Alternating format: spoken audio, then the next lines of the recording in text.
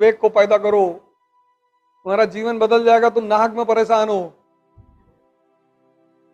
2 साल मेहनत करो चपक कर बैठकर, दुनिया से कटाव हो जाओ, माँ बाप को छोड़कर किसी से बात मत करो, कोई ज्यादा टेंशन करे भगा दो,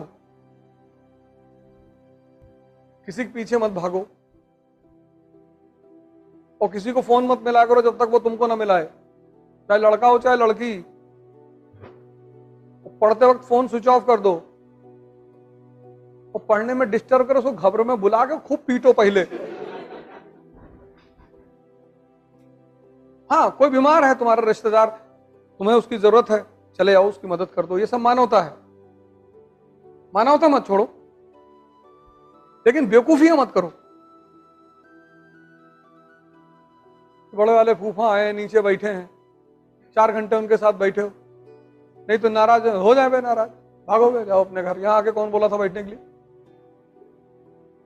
अपना काम करो चुपचाप। सब लोग अपने आप को कृष्ण से जोड़ते हैं, कोई कंस से अपने आप को जोड़ता है? तुम ताकतवर हो जाओगे, तुमको भी लोग भगवान मान लेंगे। कोई कहता है भैया हम सुदामा बनना चाहते हैं। सब कहानियां इसीलिए बनाई गई थी कि तुम इनसे सीख लो। तुम गाना बना देते हो उस पे, अरे द्वारपालो। तुम्हारा अजीब रायता है यार, तुम सीखने के बजाय तुम उस पे गाना बना देते हो कि कन्हैया से कह दो कि दर पे सुदामा गरीब आ गया, फिर तुम उस पे नाचते हो गांजा उंजा पी के कि भैया मजा बहुत आ रहा है। तुम्हारा यार अजीब रायता है दुनिया में। मान लो तुम्हारे पास आईफोन 11 है और तुम वापस कहते हो कि यार आईफोन 14 प्रो दिला दो, पूछेंगे क्या काम है? तुमने कहा उसमें चेहरा देख बड़ा गोरा दिखाई पड़ता है, तो कहेंगे कि यार फालतू क्यों पैसा लुटा रहे हो, तुम्हारा काम चल रहा है ना। जब तुम्हारा किस चीजों से काम चले, तुम किसी चीज को विलासिता के लिए मत लो। एक बहुत बड़ी बात बताने जा रहा हूं, लिख लेना डायरी में। दुनिया को समझने के लिए 2 भागों में बांटा गया है, एक चैतन्य और एक जड़।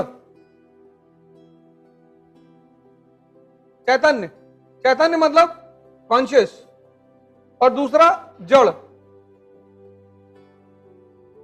जैसे कुर्सी है ना, ये जड़ है और तुम कॉन्शियस हो। सुन लेना, बहुत बड़ी बात बताने जा रहा हूं, तुम पैसा ज्यादा वेस्ट करते हो। अब इस चैतन्य को आनंद जब भी आएगा तो चैतन्य से ही आएगा, जड़ से कभी नहीं आएगा। तुम 50 लाख की घड़ी लगाकर कभी आनंदित नहीं रहोगे, वो भ्रम है तुम्हारा कि मैं 2 लाख का सूट पहन लूंगी तो पूरी दुनिया मुझे देखेगी। कोई नहीं देखेगा। तुम जब भी तुम्हें दुनिया देखेगी, तुम्हारे कर्मों से देखेगी। तुम तेंदुलकर बन गए, तुम अरुंधति रॉय बन गए, तुम कलाम बन गए, तब दुनिया तुम्हारी तरफ देखेगी। और वैसे अगर देख रही है तो मजाक उड़ा रही है तुम्हारा। कितने यूट्यूबर इन्फ्लुएंसर हैं, यूट्यूबर देखो, रील बनाने वाले देखो, कुछ भी बना रहे हैं, कुछ भी। इसके चक्कर में तुम मत रहो। इसीलिए प्रोस्टिट्यूशन को पाप माना जाता है, वैश्यावृत्ति को, क्योंकि तुम किसी की सिर्फ शरीर खरीदते हो, उसकी चेतना नहीं खरीद पाते। विवाह में चेतना भी साथ में आती है, वो पत्नी। इसीलिए वैश्यावृत्ति को पाप माना जाता है, क्योंकि जड़ को तुम कभी भोग ही नहीं सकते। ये कुर्सी 5,000 की है और चाहे 50 लाख की, काम तो बैठने में ही आएगी ना। तो विद्यार्थी के रूप में, प्रतिस्पर्धी के रूप में, तुम जितनी चीजों की जरूरत हो बस उतना ही लो। अगर तुम्हारी कोचिंग 3 किलोमीटर के अंदर में है तो तुम साइकिल से आओ यार। 3 क्या 5 किलोमीटर भी है तो भी तुम साइकिल से आओ, चाहे तुम जिसके भी लड़के हो।